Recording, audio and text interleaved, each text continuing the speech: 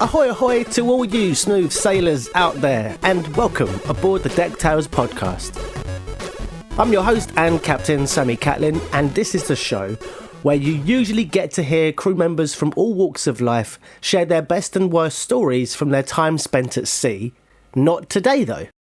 Today I wanted to do something a little different, as I figured I would give you all a bit more context as to how the show came to be, my reasons for doing it, and my hopes for the future with it. Normally I share these insights with the people I interview, which I always cut from the edit because no one wants to hear a broken record. But I share these things with them because I like to give my guests that personal reassurance that my reasons and motivations for doing this show are with the best of intentions. But as the 30th episode is just a couple days away, I thought it made a lot more sense if I just tell everyone at the same time, rather than just constantly repeating myself. First of all, who am I?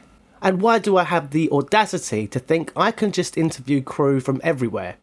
Why are they, in some cases, telling me their private personal stories, their embarrassing moments, and the stuff they wish that they could just forget? Well, I don't know exactly, and I don't know if it's enough of a reason, but a few years back I wrote a book called Seems Like Smooth Sailing, a retrospective memoir all about my first ever ship contract back in 2006, where I did a 10-month straight contract working as an entertainer. The elevator pitch for the book is that it's kind of like the TV show The In-Betweeners, but at sea. And as I joined the ships at the tender age of 19, I was at the time the youngest crew member on board, which meant I was mothered by almost every woman on that ship, and having just left the family nest, I was so gullible that I was teased, taunted, and tested by practically everyone else. The book is available in paperback and it's also now on Audible, which I personally narrated and edited, thank you.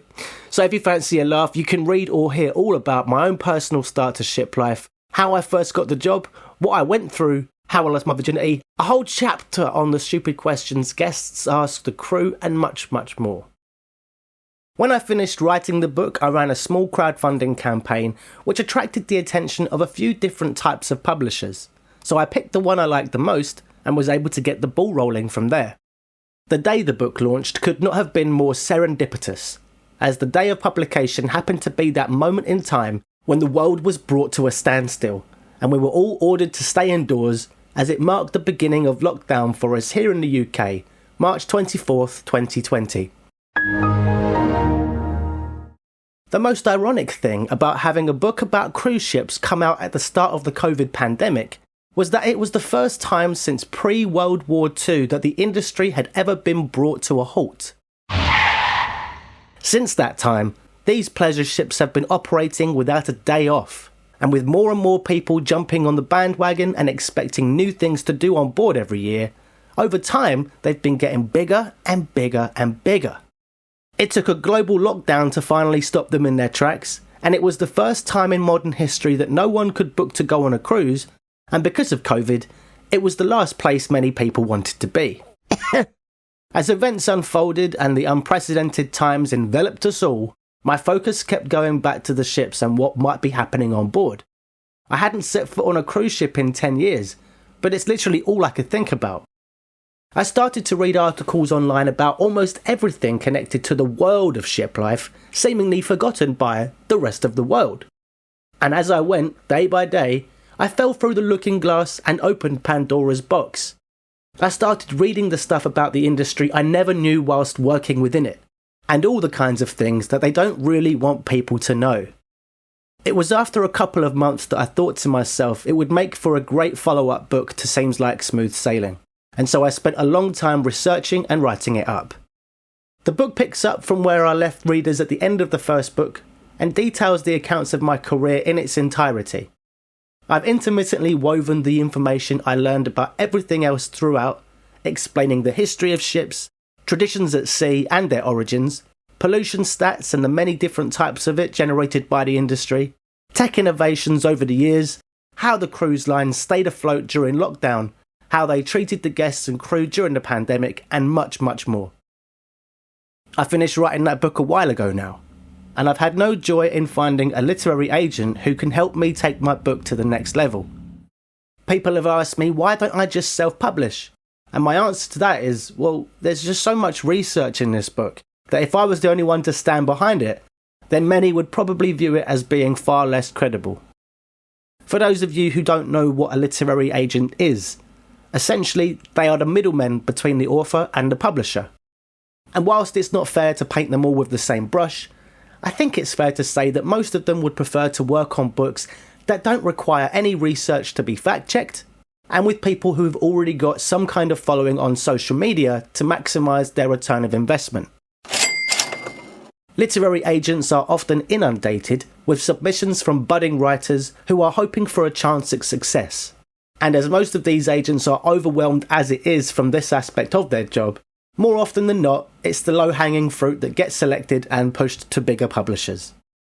I was asked many times by agents how many followers did I have, rather than how long did I spend writing and researching the book, how much vitamin D did I deprive myself of, and how many friends did I make excuses not to see because I was too busy working. Get your tiny violins out now, people.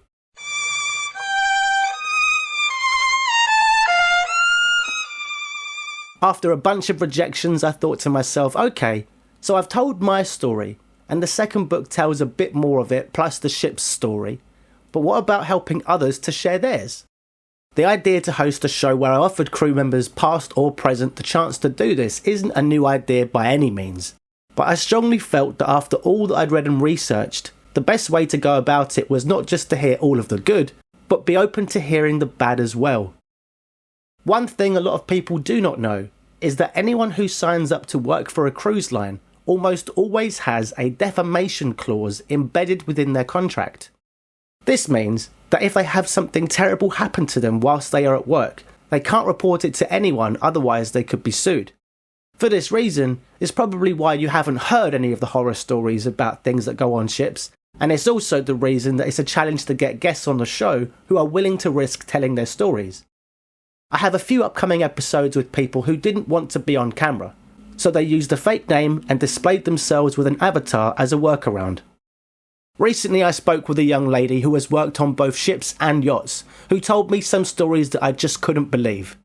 She assured me that basically anything I'd read or heard about P. Diddy is basically true.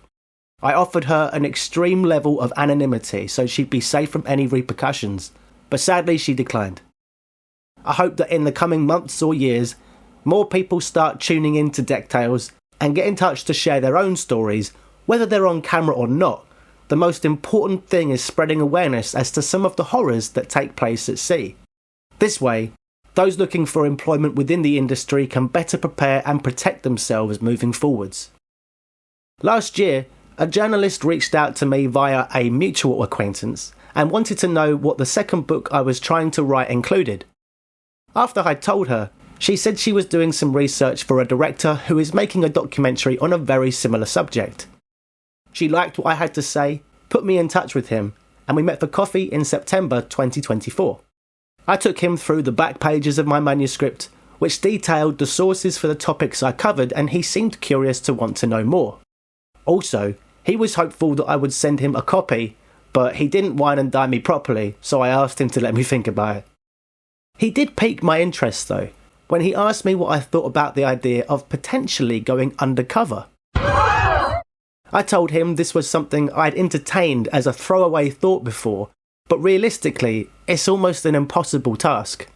I'd be expected to wear hidden mics and cameras, I'd be working under contract, so I'm the one taking all the risk, I'd need whoever was my cabin mate to be undercover as well, and I could essentially go a whole working contract without capturing anything worthy of a juicy expose documentary, so the whole thing would probably be a waste of time. I have not heard from that director since. Aww. I started interviewing people back in November 2023 and launched the DeckTales Podcast on the 1st of May 2024. It's been a labour of love working at something that brings me great fulfilment, but it is something that I do almost full-time without pay around my paid work. Whenever I tell people about the show, most of them ask if it's anything like the show Below Deck. This is because it's for many the only point of reference they have as an insight into that world. But of course it's nothing really like Below Deck, as a lot of that is dramatised for TV, and DeckTales is real life. Also, the big difference is that the show takes place on billionaires' private luxury yachts, and DeckTales gives people a peek behind the scenes of mass tourism within the cruise industry. Mostly. When I was on ships, no one really had a smartphone, and Wi-Fi was expensive and limited on board. Nowadays, companies are signing up to use Elon Musk's Starlink satellites, so it's a lot easier to access your phones. The last couple decades of tech evolution have been a constant game of keepy-uppies, but now, with Zoom web conferencing, audio editing software Reaper, Microsoft Clipchamp, social media, and a tiny bit of help from AI, I've been able to get DeckTales up and running pretty much on my own. I'm still very young into my podcasting journey, and my hope is that I can continue down this path for many years to come. I feel as though I've only just scratched the surface of some of the untold stories out there, and if you've been following the show, you'll be aware of some of the more troubling experiences people have shared. It is with the greatest hope that not only can DeckTales be a place where crew can hear these things and know they're not alone, but perhaps one day help put some pressure on companies to improve the rights and working conditions for their crew members.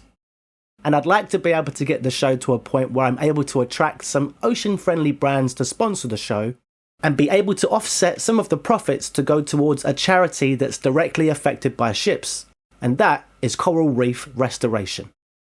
It's an incredibly important effort to give towards because they are essentially the beginnings of all life at sea.